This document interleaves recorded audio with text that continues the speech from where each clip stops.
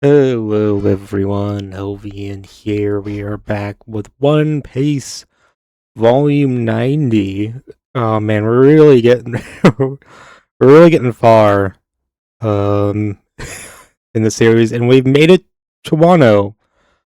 But before Wano, we have stuff with the Reverie and the officials escape from Old Keg Island. There's a lot going on. Um this volume. Now, I checked the wiki, and this volume contains the Reverie arc or uh, yeah, the Japanese don't really distinguish between like the L's and the R's much. Um, so there's like a lot of names that have either of them. We'll have versions that use the L's or use the R's at some points, so it can be a bit confusing sometimes. What's interesting is that apparently the Viz goes with the R for Reverie. The Wiki goes with Levelly, the L. That's flipped when it comes with Zoro and Zolo. I mean, I'm sure I'm not saying that's an inconsistency. Sometimes it has to be one or the other. But I think it's still interesting though. Um, but yeah, to get into it, Big Mom loves the cake. She loves the cake. It's a great cake. Uh, that doesn't stop her from trying to get her revenge and stuff. Going after Luffy. But the Sun Pirates. Uh, Jinbei's crew helps them out try to escape. Especially Wadatsumi. He does a great job. He like gets the ship in his mouth. It's such a good, cool guy. Um, he I don't think he dies here, but he was definitely willing to give up his life for Jinbei. Oh man, Jinbei is like, oh, I cannot abandon my crew, but I also want to go with you. He's doing the will he, won't he type thing again. Uh, Even though he's officially part of the crew, it's like, what? Come on, Jinbei.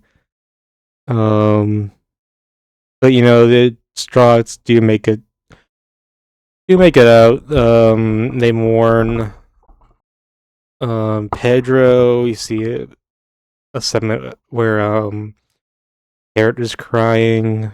That sucks to see. Pudding's still a bit unsure about what she's doing with Sanji. Because Sanji was like the only guy who ever told her that she's pretty and that her third eye is beautiful.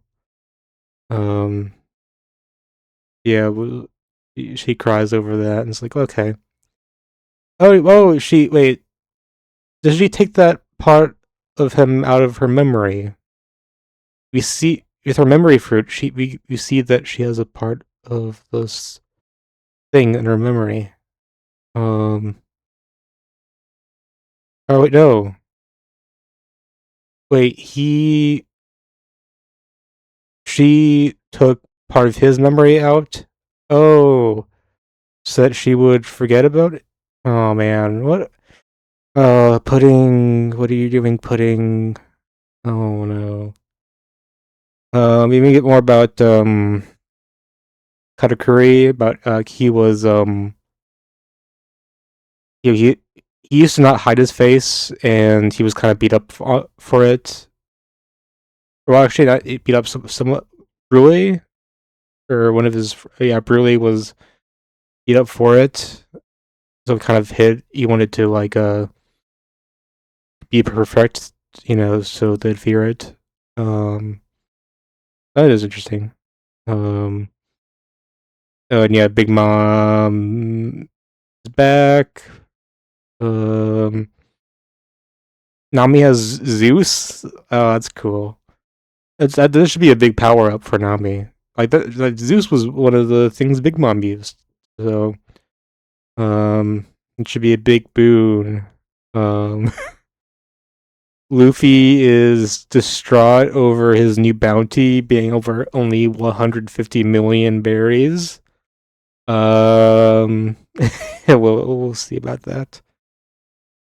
And yeah, the Reverie is starting. Everything's going crazy. What the hell? We got so many characters returning for the first time. See, this is what I meant about the time between arcs being like the craziest times in One Piece.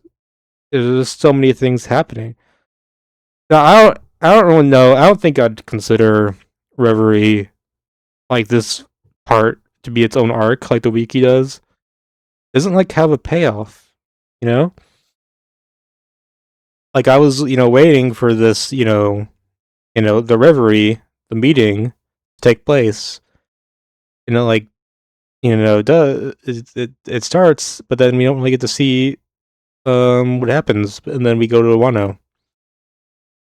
So it's like, okay, well, nothing, nothing happened. I mean, things happened, but I don't think you can say that that's an arc. Um, but still, things are interesting. Like Luffy's bounty is actually 1.5 billion berries. They this counted as zero. Jesus Christ, that's so big. And everyone's shocked by that. Um, see Kobe. Kobe is like strong now. Oh, that's crazy. You think he knows hockey? And Helmeppo is back. Oh my god, that was in Romance Dawn. That was so long ago. I didn't even do One Piece videos for that section, or like even anything post pre time skip. Oh man, there's so much going on. Uh, what is his name? The Warlord of the Sea, not the Warlord of the Sea, the Emperor of Wano, the guy ruling Wano that we're about to fight. Uh, uh, uh, not the big bomb. Kaido. There we go. Kaido. Kaido's mad, and then everything. Oh my god! I can't say everything that's going on. But yeah, about let's talk about the Reverie. Well, actually, there's like the Revolutionary Army that's coming up, and they're at the Reverie. They're saying they're going to declare war against the Celestial Dragons. That's cool. Betty, she's cool, and the other guy is Morley, Karasu, Lindbergh. It's like okay, okay. I like how her devil fruit allows her to like amass, crowds and stuff. That's cool. And yeah, we have not all the nations. Since there's like 170 nations in the world government. However, only 50 get invited to the Reverie.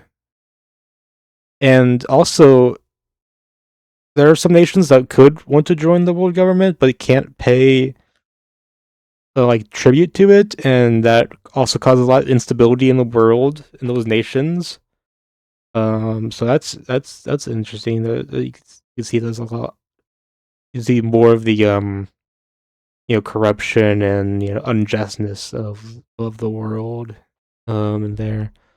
Oh, and look at the Shirahoshi get to see the sun like this. It's so beautiful. It's what a beautiful world. It is a great world of One Piece. There's so many.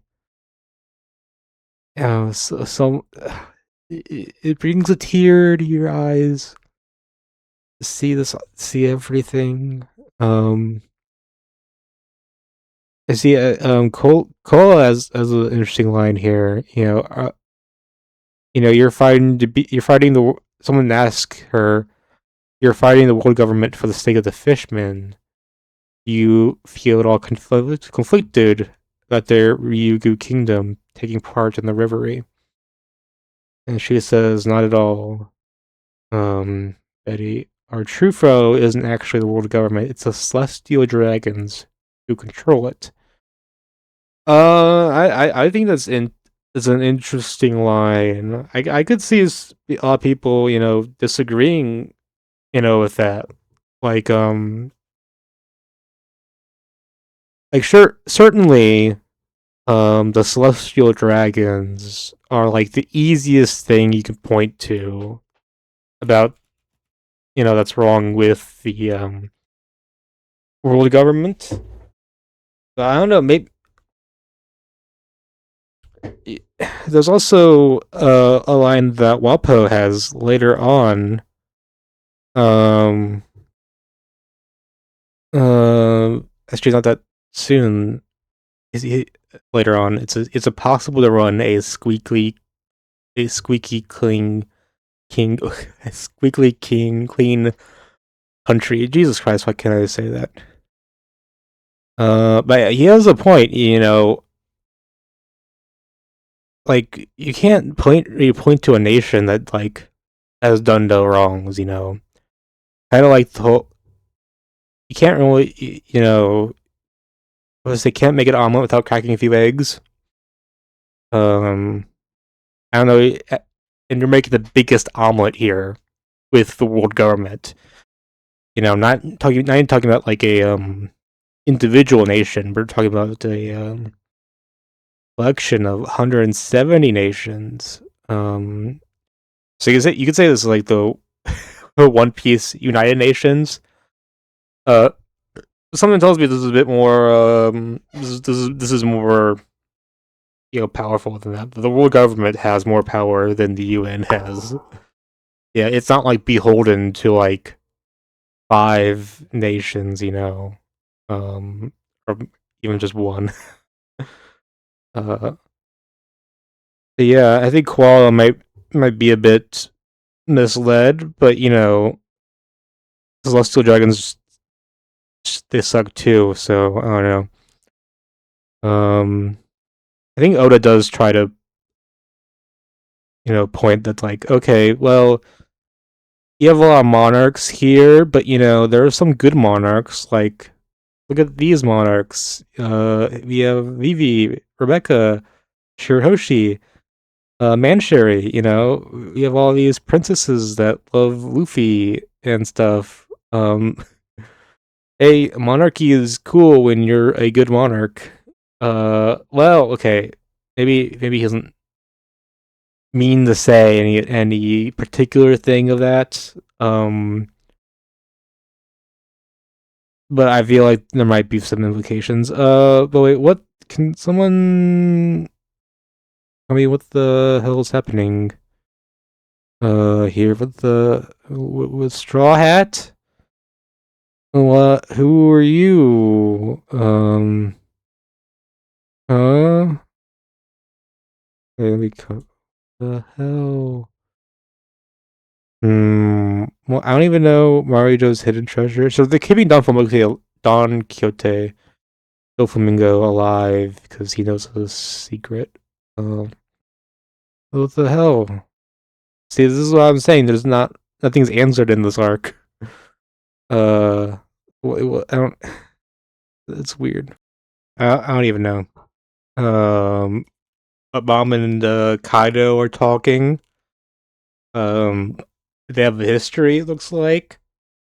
And they're arguing over who gets to settle the score with Straw Hat. So we'll see who gets the final laugh here. Uh, oh my god. And yeah, there's an incident where Shirahoshi. Oh wait, no. Okay, wait. There's this King Stelly guy. So Stelly, he was one of the kids that he was a kid that like bullied um Sabo when he was in the fucking trash town or whatever. I was like, okay. and now he's a king. Okay, great. And he wants to sit on the throne. Apparently, there's like a throne in this world that no one sits on. It's like a symbolic thing. So the greatest authority in this world is the five elders, who are the most high-ranking celestial dragons. Okay, so the high elders are celestial dragons. So like the celestial dragons are gods, basically, as we've established in the series. But there are higher tier gods and there are low tier gods. um, and the five highest, well, are the five elders, but there's no king. It's always like, oh, if I sit on there, do I become king? Yeah, Shiroshi, a noble celestial dragon tries to take her, and they try to fight back, but it's a celestial dragon. Apparently, they're higher than even the kings of these nations. And Rob Lucy comes in. It's like, okay, Mr. Cypherpole, I guess they didn't care that you failed to protect Annie's lobby. I like his shoulder penguin or pigeon. That's great. King Upton's like, oh, if this is what it means to um come to the surface and and try to be like part of the world again. Nope. And who can blame him? Um, but luckily, we in order to right this wrong, we have a like another no celestial dragon to stop him. Okay, like, okay, well, I mean, we're lucky that happened. That we had this connection to help us. That's not like that that that's seriously something a wrong. That shouldn't have been able to happen. Uh, so yeah, so yeah, celestial dragons are bad. Um, but maybe the system is bad. The celestial dragon system is bad too. But maybe there's something more wrong here. I don't know. Um, so Shanks has a meeting with the five elders. What I know you're like a one of the four they call them four emperors. But I don't know that you can even have that clout. Get the five elders. I wonder how strong these guys are. Um, that's crazy. And no, Manshari interacts with Shirahoshi, and she says Shiwahoshi is a meeting of the world's largest princess and the world's smallest princess at once. She's so tiny, and Shiroshi's so big. That's cute. That's very cute. Um, yeah, I do like it how there's like a Luffy fan club here where Luffy is like you know public enemy number one, just about. And yeah, we have the Revolutionary Army trying to save Kuma because Kuma's like a slave. Um, oh yeah, I do like there was a scene earlier where like they were riding on this like road, like instead of like being like a regular path, it was like a in like airports they'll have these like escalators that are completely horizontal, like there's a path you get on that moves. They did that, uh, but it was like powered with people running slaves below on the ship, and someone was like, "Kill me." uh, like okay, they're really trying to lay it on thick that people here are evil. Um, except of course the good monarchs. Thank you very much. Bounty is here trying to infiltrate the place. Um, I'm dying of envy, Father. Actually, wait, no, that's something else. What's Bounty doing again? Like, I don't know. Bounty is doing something, and then the Reverie starts. But um, there's like an admiral guy saying like um the world's equilibrium can't be maintained forever. Time has come for a great cleansing, and five elders at your service. Who are the five elders serving? Who's this guy? Emu. Who are you? Emu. What? Who are you? Emu. What? What? Why are the five elders serving a guy? They said that there was no king on the throne. Why are you? What are you doing? Oh, okay. But enough of that. The arc's ending right there with Emu. Okay. I agree. Just no answers, just questions, and the arc ends. Like, okay, that's okay, kind of disappointing. I mean, there's a lot going on. Maybe a bit about Marco and how he's doing. He's talking to Nekomushi Nekumu. I probably got that wrong. Um, And then Marco was talking about how great Whitebeard was because he was saving a place that couldn't be afford the heavenly tribute to the world government. And because he was he was a child of he was an orphan.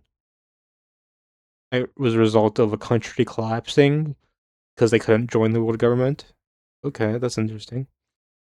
Um, and then now we're in Wano. Yay! We'll be here for a while, but yay!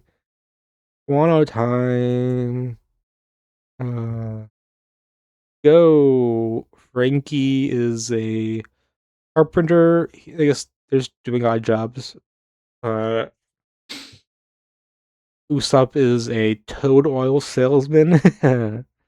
Nice, nice, nice. Uh, Robin is a geisha. That's cool. Oh, she's so beautiful in that role. So yeah, um, Kinemon was like, "Hey, and, until the rest of the crew get here, while they're off at Big Mom's place, um, and that you have to pass yourself off as locals and go about your duties.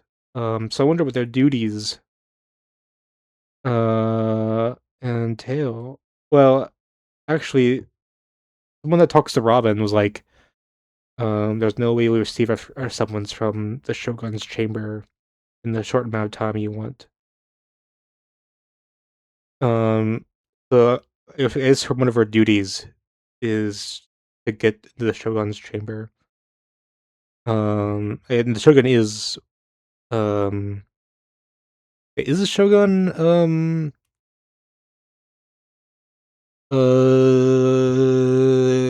Kaido, right? Or is it another guy that's like the puppet of Kaido? I forget. um. Oh no, it's Kurazumi Orochi. There we go. It was the next page. It was the same page I'm looking at. God damn it. Um, yeah, I guess they want to assassinate him or something.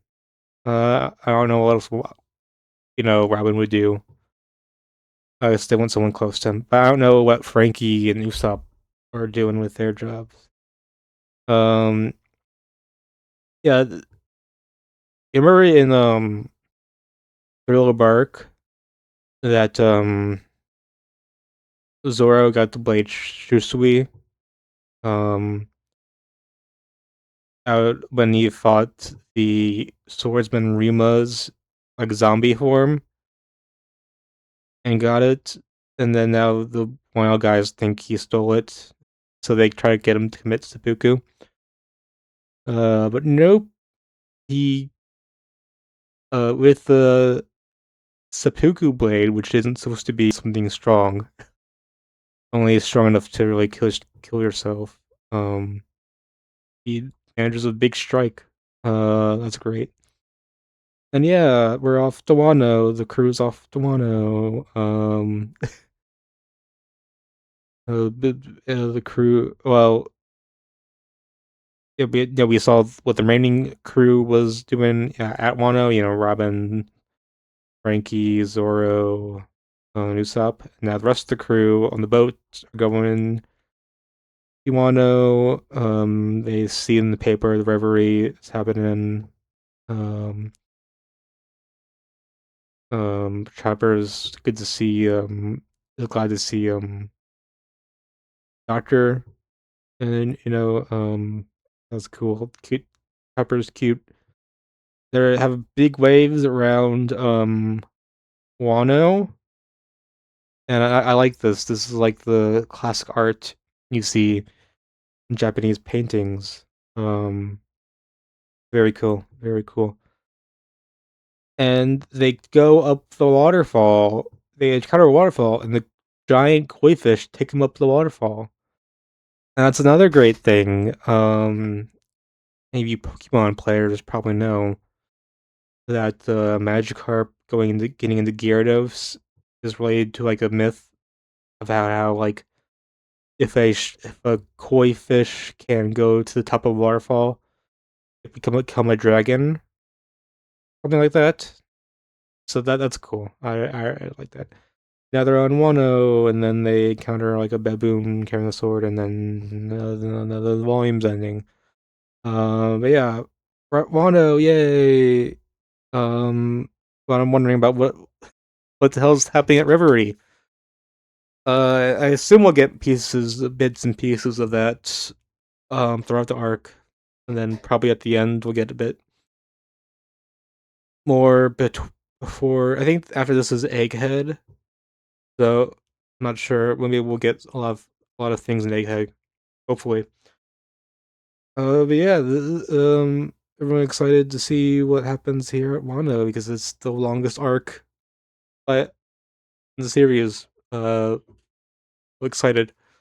Yeah, I'll see you guys soon. Have a good one. Bye.